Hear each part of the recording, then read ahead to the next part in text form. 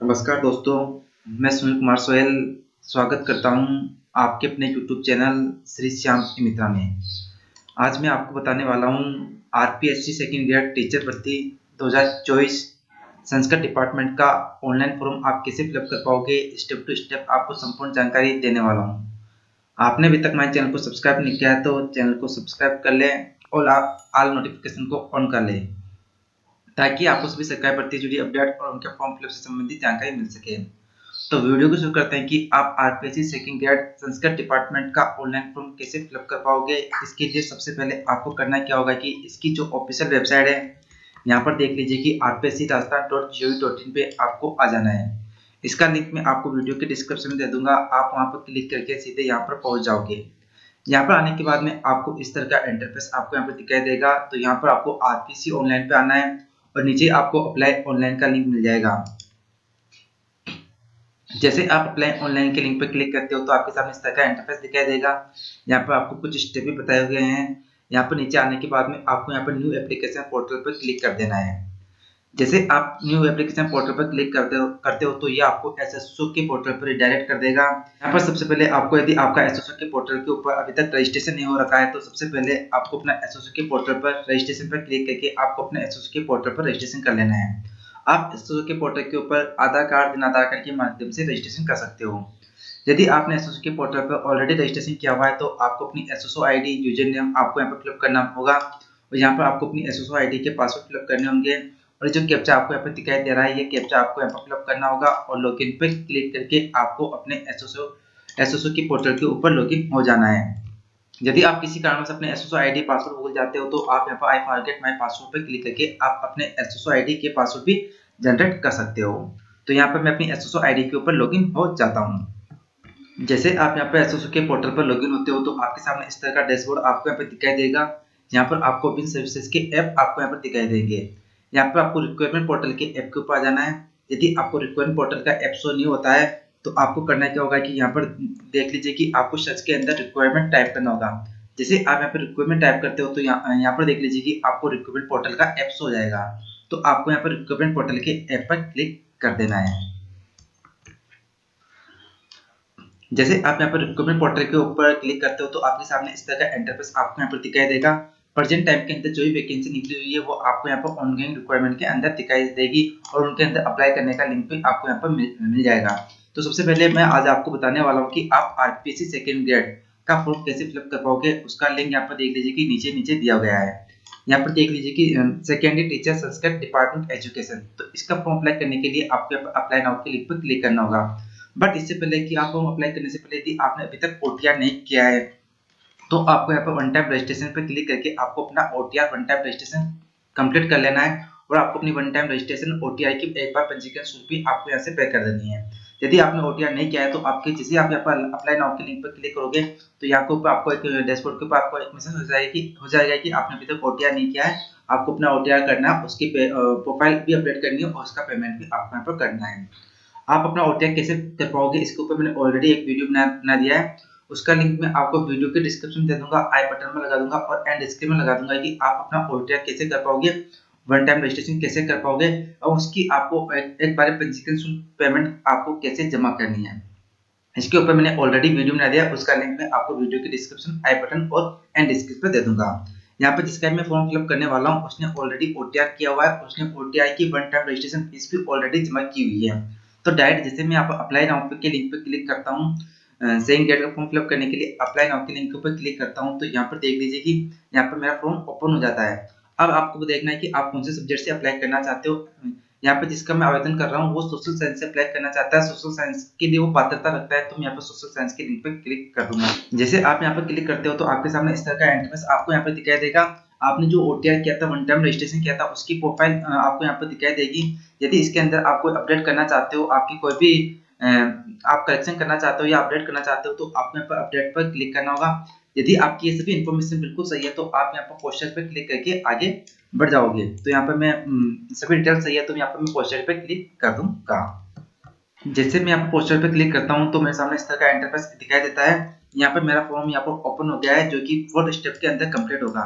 यहाँ पर देख लीजिए कि फॉर्म मुझे 4 स्टेप के अंदर कंप्लीट करना होगा। सबसे पहले यहाँ पर मुझे बेसिक डिटेल कंप्लीट करनी होगी। तो आपको अपनी बेसिक डिटेल कैसे कंप्लीट करनी है ये मैं आपको यहाँ पर स्टेप टू स्टेप यहाँ पर बता देता हूँ। तो सबसे पहले यहाँ पर देख लीजिए कि आपको अपना कैंडिडेट नेम, आवेदक का नाम फिलअप करना होगा, जो कि आपने ओटीआर किया था, वन टाइम रजिस्ट्रेशन किया था, वहां से ये फेच हो गया है। आपका जेंडर भी आपके ओटीआर से फेच हो जाएगा और आपका फादर्स नेम भी आपने जो ओटीआर किया था वहां से फेच हो जाएगा और आपकी डेट ऑफ बर्थ भी आपने जो ओटीआर किया था वहां से फेच हो जाएगी। आपको करना क्या होगा कि यहाँ पर अपने मदर्स का नाम फिलअप करना है, वो भी आपकी 10th की मार्कशीट के अकॉर्डिंग। ये सभी बेसिक डिटेल फिलअप करने के बाद में आपको यहाँ पर स्क्रॉल करते हुए नीचे आना होगा। यहाँ पर आपको स्क्रॉल करते हुए नीचे आना है और नीचे आने के बाद में आपको अपनी कैटेगरी यहाँ पर सिलेक्ट करनी होगी। आप जिस कैटेगरी से बिलोंग करते हो, जैसे OBC, non criminal, SC, ST, जिस कैटेगरी से भी आप बिलोंग करते हो वो कैटेगरी आपको यहाँ पर सिलेक्ट करनी होगी। यहाँ पर मैं जिसका आवेदन कर रहा हूँ वो एससी कैटेगरी से बिलोंग करता है, तो मैं अभी एससी कैटेगरी सिलेक्ट कर लेता हूँ। आपके अकॉर्डिंग आप जिस कैटेगरी से बिलोंग करते हो वो कैटेगरी आपको यहाँ पर सिलेक्ट करनी होगी। यदि आप पेज कैंडिडेट हो तो आपको यहाँ बताना होगा कि आप कौन सी कैटेगरी से पेज कैंडिडेट हो और उसकी उप कैटेगरी भी आपको बतानी होगी। उप कैटेगरी बताने के बाद में आपको यहाँ पर बताना होगा कि क्या आप छुट्टी लेख की आवश्यकता है, आपको छुट्टी लेख की आवश्यकता है तो आपको यहाँ पर बताना होगा यस नो, आपको यहाँ पर बताना होगा। बट यहाँ पर मैं पेज कैंडिडेट नहीं हूँ, जिसका मैं आवेदन कर रहा हूँ वो पेज कैंडिडेट नहीं है, तो मैं यहाँ पर नॉट एप्लीकेबल पर क्लिक कर दूंगा। यहाँ पर मैंने प्रोफाइल पर क्लिक कर दिया था, इसलिए यहाँ पर नॉट एप्लीकेबल शो हो रहा है। फिर आपकी वैवाहिक स्थिति आपको यहाँ पर सिलेक्ट करनी होगी। यदि आप मैरिज हो, अनमेरिड हो, क्या हो। यदि आप मैरिड हो तो आपको मैरिड पे क्लिक करना होगा और मैरिड पे क्लिक करने मैरिड वाले केस के अंदर आपको अपने जीवन साथी या सपोज नेम भी आपको यहाँ पे फिलअप करना होगा और आपके जीवन साथी के फादर्स नेम भी आपको यहाँ पर सपोज फादर्स नेम भी आपको यहाँ पे फिलअप करना होगा और आपकी मैरिज डेट भी आपको यहाँ पर इस तरह से यहाँ पर सिलेक्ट करनी होगी। जो भी आपकी मैरिज डेट है वो आपको यहाँ पर इस तरह से आपको यहाँ पर सिलेक्ट करनी होगी। इस तरह से आपकी मैरिज डेट आपको यहाँ पर सिलेक्ट करनी होगी, जो कि आपके मैरिज सर्टिफिकेट के ऊपर आपको मिल जाएगी। ठीक है, मैरिज डेट सेलेक्ट करने के बाद में आपके जीवित बालकों की संख्या का विवरण भी आपको यहाँ पर देना होगा। यहाँ पर देख लीजिए कि आपके जीवित बालकों की संख्या 1/6/2002 से पहले क्या थी और 1/6/2002 के बाद में आपके जीवित बालकों की संख्या क्या थी। तो यहाँ पर देख लीजिए कि आपके 1/6/2002 से पहले जीवित बालक है तो उसकी एंट्री आपकी करनी है, यदि नहीं है तो आपको जीवित की एंट्री कर देनी है और 1/6/2002 के बाद में आपका कोई जीवित बालक है तो उसकी एंट्री आपको इस तरह से करनी होगी। बट यहाँ पर मैं जिसका भी आवेदन कर रहा हूँ वो मेरिट नहीं है, वो अनमेरिड कैटेगरी से बिलोंग करता है, तो मैं यहाँ पर अनमेरिड कैटेगरी सिलेक्ट कर लेता हूँ। जैसे आप यहाँ पर अनमेरिड कैटेगरी सिलेक्ट करते हो तो आगे की जो यहाँ पर आपको ऑप्शन दिखाई दे रहे हैं, जैसे कि जीवन साथी का नेम वगैरह, जीवन सपोज फादर्स नेम और आपकी साथी डेट, ये ऑप्शन आपके यहाँ पर हाइड हो जाएंगे और आपको यहाँ पर जीवित बालकों की संख्या के अंदर आपको यहाँ पर 00 की एंट्री आपको यहाँ पर कर देनी है। यहाँ पर आपको 00 की एंट्री कर देनी है। फिर आपके एक्टिव मोबाइल नंबर आपको यहाँ पर फिलअप करने होंगे और आपके यहाँ पे चाहो तो आप अपने व्हाट्सएप मोबाइल नंबर भी दे सकते हो, बट यहाँ पे ये व्हाट्सएप मोबाइल नंबर देना कंपल्सरी नहीं है क्योंकि यहाँ पर स्टार मार्क लगवानी है। यदि आप चाहते हो तो यहाँ पे star mark WhatsApp mobile number भी दे सकते हो या इसको ब्लैंक भी छोड़ सकते हो। व्हाट्सएप मोबाइल नंबर देने के बाद में आपकी ईमेल आईडी आपको यहाँ पे फिलअप करनी होगी, जो कि आपने ओटीआई किया था वहां से फेच हो जाएगी। यहाँ पर आपकी जन आधार आईडी भी वहां से फेच हो जाएगी और यहाँ से आपकी पामसा आईडी भी यहाँ पर फेच हो जाएगी। ये सभी बेसिक डिटेल फिलअप करने के बाद में आपको यहाँ पर स्क्रॉल करते हुए आपको यहाँ पर नीचे आना होगा। नीचे आने के बाद में आपको यहाँ पर सिलेक्ट करना होगा कि क्या आप राजस्थान की अनुसूचित क्षेत्र से संबंधित हो। यदि आप राजस्थान की अनुसूचित क्षेत्र से संबंधित हो तो आपको यहाँ पर इस पर क्लिक करना होगा। यदि आप राजस्थान के अनुसूचित क्षेत्र से संबंधित नहीं हो तो आपको यहाँ पर नो पर बिलोंग करना होगा। यहाँ पर मैं जिसका भी आवेदन कर रहा हूँ नो टीएसपी एरिया से बिलोंग करता है, तो मैं यहाँ पर नो पर क्लिक कर देता हूँ।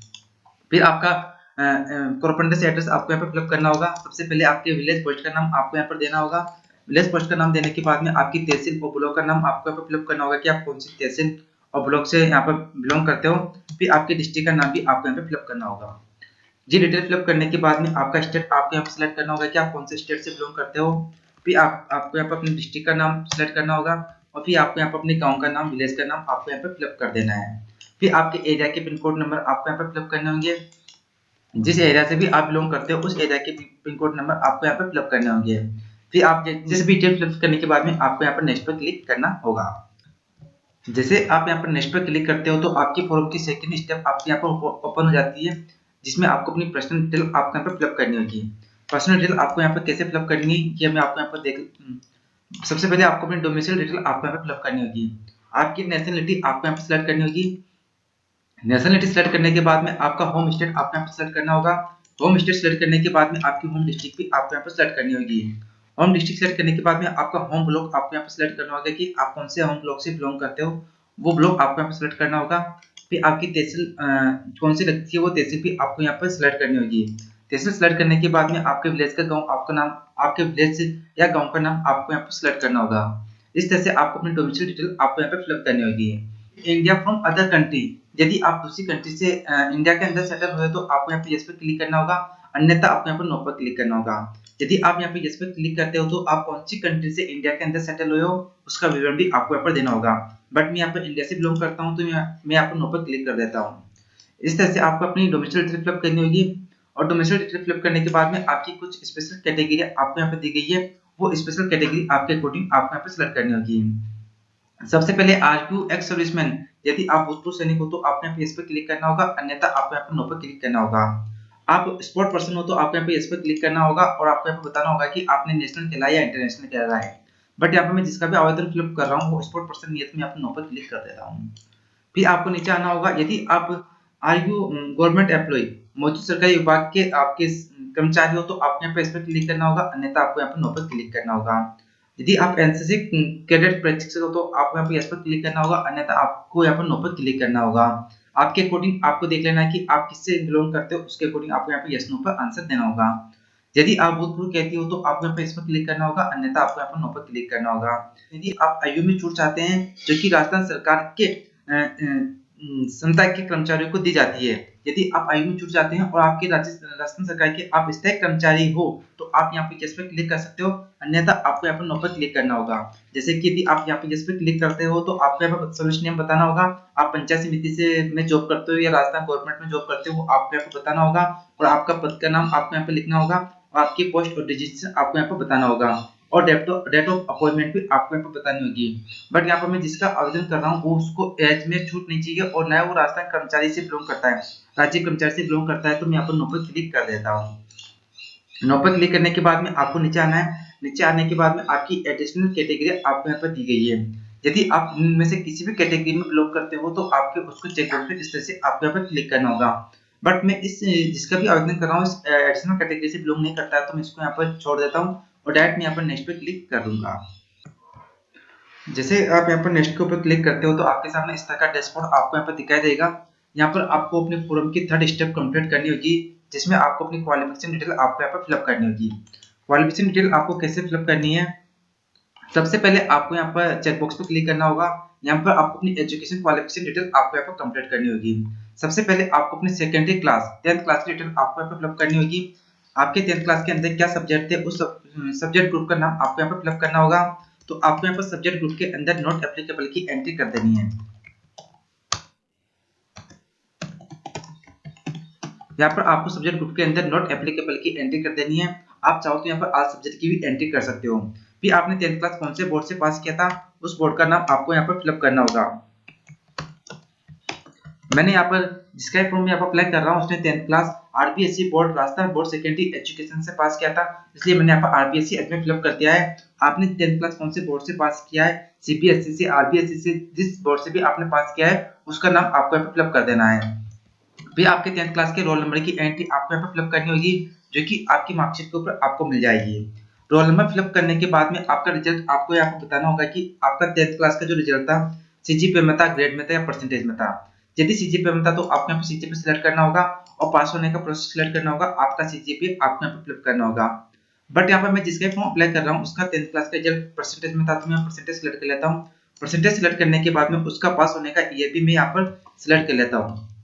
पास होने का ईयर सिलेक्ट करने के बाद में आपके 10th क्लास के जो भी परसेंटेज है उस परसेंटेज की एंट्री आपको इस तरह से करनी होगी। फिर आपके 10th क्लास के बाद में आपकी 12th क्लास सीनियर सेकेंडरी की एंट्री आपको यहाँ पर फिलअप करनी होगी। सीनियर सेकेंडरी के अंदर आपके क्या सब्जेक्ट थे, यहाँ पर जिसका मैं आवेदन कर रहा हूँ उसके सीनियर सेकेंडरी के अंदर आर्ट्स था, तो मैं आर्ट्स की एंट्री कर देता हूँ। यदि आपके साइंस है तो आप साइंस की एंट्री कर सकते हो, यदि आपके कृषि थी तो आप यहाँ पर कृषि की एंट्री कर सकते हो। फिर आगे वही प्रोसेस है कि आपने 12th कौन सी बोर्ड से पास किया था उसका नाम आपको इस तरह से फिलअप करना होगा।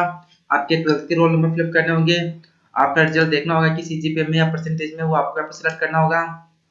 फिर आपने 12th क्लास कौन से ईयर के अंदर पास किया था उसकी डिटेल आपको यहाँ पर फिलअप करनी होगी, और 12th के अंदर आपके क्या परसेंटेज था उस परसेंटेज की एंट्री भी आपको इस तरह से आपको यहाँ पर फिलअप करनी होगी। फिर आपने ग्रेजुएशन की डिटेल आपको यहाँ पर फिलअप करनी होगी, आपने ग्रेजुएशन किया हुआ है या शास्त्री की हुई है उसकी एंट्री आपको यहाँ पर फिलअप करनी होगी। तो यहाँ पर मैं केस के अंदर मैंने ग्रेजुएशन कंप्लीट किया है तो मैं ग्रेजुएशन की एंट्री कर दूंगा। ग्रेजुएशन स्टार्ट करने के बाद में आपके ग्रेजुएशन के अंदर क्या क्या सब्जेक्ट थे उसकी एंट्री आपको इस तरह से करनी है। मैं ग्रेजुएशन के अंदर हिस्ट्री, ज्योग्राफी और यहाँ पर सोशियोलॉजी था तो मैंने उसकी एंट्री कर दी है। और ग्रेजुएशन आपने कौन से यूनिवर्सिटी से पास की थी उसका नाम आपको यहाँ पर फिलअप करना होगा। यहाँ पर मैंने graduation MDSU Maharshi Dayanand Saraswati university Ajmer से पास की थी तो मैंने यहाँ पर MDSU अजमेर सेलेक्ट कर लिया है। यदि आपने कोटा यूनिवर्सिटी ऑफ राजस्थान जहाँ से पास किया उस यूनिवर्सिटी का नाम आपको यहाँ पर फिलअप करना होगा। यहाँ पर आपके ग्रेजुएशन के रोल नंबर आपको यहाँ पर फिलअप करने होंगे। रोल नंबर फिलअप करने के बाद में आपका जो रिजल्ट था ग्रेजुएशन का परसेंटेज में था या रिजल्ट ओवरटेड है क्या है वो आपको यहाँ पर सिलेक्ट करना होगा। मेरा यहाँ पर परसेंटेज में था तो मैं परसेंटेज सेलेक्ट कर लेता हूँ। परसेंटेज सेलेक्ट करने के बाद में आपने ग्रेजुएशन कब कंप्लीट की थी वो ईयर आपको यहाँ पर इस तरह से आपको यहाँ पर कंप्लीट करना होगा।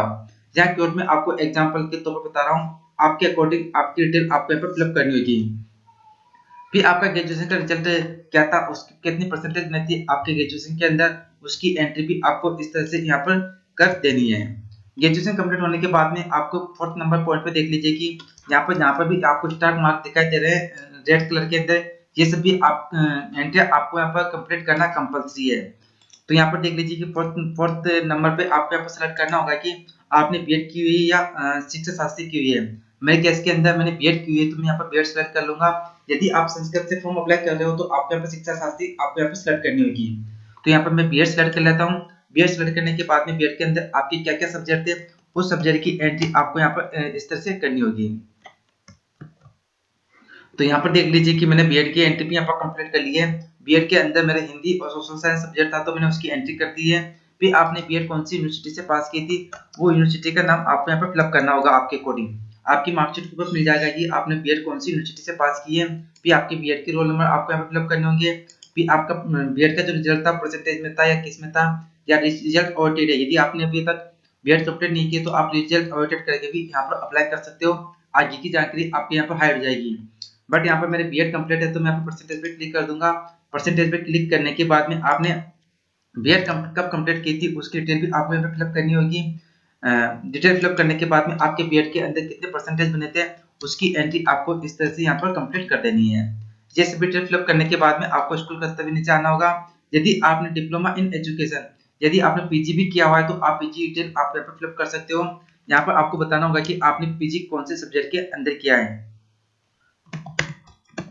इस तरह से आपको यहाँ पर सब्जेक्ट बताना होगा कि आपने पीजी कौन से सब्जेक्ट के अंदर किया हुआ है, फिर पीजी आपने कौन सी यूनिवर्सिटी से किया है, पीजी का रिजल्ट आपका अवॉइडेड है या क्या है आपको अपने अकॉर्डिंग सिलेक्ट कर देना है। यदि आप पीजी पास आउट हो एम तो आपको परसेंटेज सिलेक्ट करना होगा, आपने कौन से ईयर में पीजी कंप्लीट किया है और आपके क्या परसेंटेज थे उसकी एंट्री आपको यहाँ पर कंप्लीट इस तरह से कर देनी है। बट मेरे केस के अंदर मेरे पीजी कंप्लीट नहीं है तो मैं इसको छोड़ दूंगा। यदि आपके पीजी कंप्लीट है तो आप इसको यहाँ पर फिलअप कर सकते हो। फिर आपको स्क्रॉल करते हुए नीचे आना होगा और नीचे आने के बाद में आपकी अनुभव संबंधी डिटेल आपको यहाँ पर कंप्लीट करनी होगी। आपकी एक्सपीरियंस संबंधी डिटेल आपको यहाँ पर कंप्लीट करनी होगी। यदि आपके पास कोई एक्सपीरियंस है तो आपको यहाँ पर यस पर क्लिक करना होगा। यस पर क्लिक करने के बाद में आपको यहाँ पर नेम ऑफ द एम्प्लॉयर का नाम देना होगा।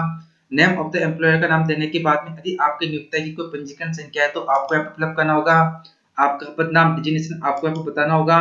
आप कौन से विभाग में काम करते हो, कौन से विभाग का आपके पास एक्सपीरियंस है उस विभाग का नाम भी आपको यहाँ पर देना होगा। फिर आपकी नेचर ऑफ द जॉब आपकी कार्य की प्रकृति आपको यहाँ पर बतानी होगी और आपने कब से कब तक काम किया है उसकी डिटेल भी आपको इस तरह से आपको यहाँ पर फिलअप करनी होगी।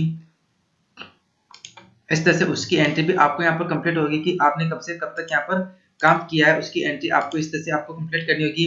जैसे आप यहाँ पर फॉर्म से लेकर 2 तक की एंट्री करते हो तो आपने कितने महीने का एक्सपीरियंस है वो आपको निकल जाएगा। आपका पे स्केल क्या थी, वेतनमान क्या था और आपका ग्रेड पे क्या था, ये सभी डिटेल आपको यहाँ पर फिलअप करने के बाद में आपको यहाँ पर ऐड पर क्लिक करोगे तो यहाँ पर ये ऐड हो जाएगा। बट यहाँ पर मैं जिसका आवेदन कर रहा हूँ उसके पास कोई भी अनुभव एक्सपीरियंस नहीं है तो मैं यहाँ पर नो पर क्लिक कर देता हूँ।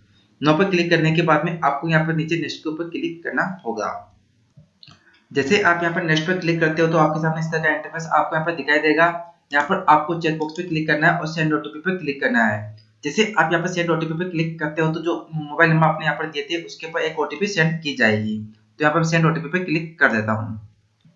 जैसे मैंने यहाँ पर सेंड ओटीपी पे क्लिक किया है तो मेरे पास ओटीपी आ गई है। आपकी मेल आईडी और आपकी जो मोबाइल नंबर जो आपने ओटीआर में दिए थे उसके ऊपर आपकी एक ओटीपी सेंड की जाएगी।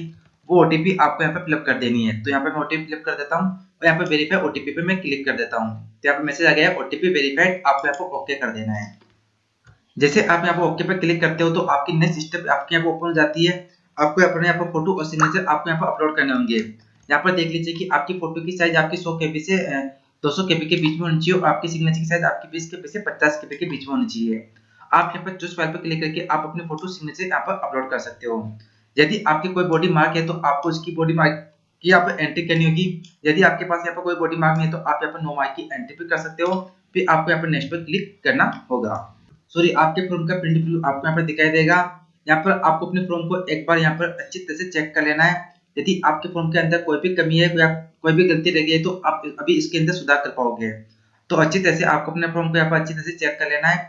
चेक करने के बाद में यदि आपके फॉर्म के अंदर आपको कोई कमी दिखाई देती है तो आपको यहाँ पर चेक बॉक्स पे क्लिक करना होगा और आपको यहाँ पर अपडेट पे क्लिक करना होगा। यदि आपके फॉर्म के अंदर आपको कोई भी कमी दिखाई नहीं देती है, आप पूरी तरह से सेटिस्फाइड हो, संतुष्ट हो कि अपने फॉर्म के अंदर कोई भी कमी नहीं है, तो आपको यहाँ पर चेक बॉक्स पे क्लिक करना है और आपको यहाँ पर फाइनल सबमिट पे आपको यहाँ पर क्लिक करना होगा। जैसे आप यहाँ पर फाइनल सबमिट के ऊपर क्लिक करोगे तो आपके फॉर्म का फाइनल प्रिंट आपको वापस हो जाएगा। वहां से फॉर्म आपको अपनी फॉर्म की प्रिंट आउट आपको यहाँ पर निकाल लेनी है। इस तरह से आप अपना आरपीएससी सेकंड ईयर टीचर भर्ती संस्कृत डिपार्टमेंट का ऑनलाइन फॉर्म आप फिल कर पाओगे। आज मुझे आपको ये जानकारी देनी थी। उम्मीद करता हूँ कि मेरे द्वारा दी गई जानकारी आपको पसंद आएगी। पसंद आए तो हमारे चैनल को जरूर सब्सक्राइब करें और ऑल नोटिफिकेशन को ऑन कर ले और वीडियो को लाइक एवं शेयर करना ना भूले। धन्यवाद।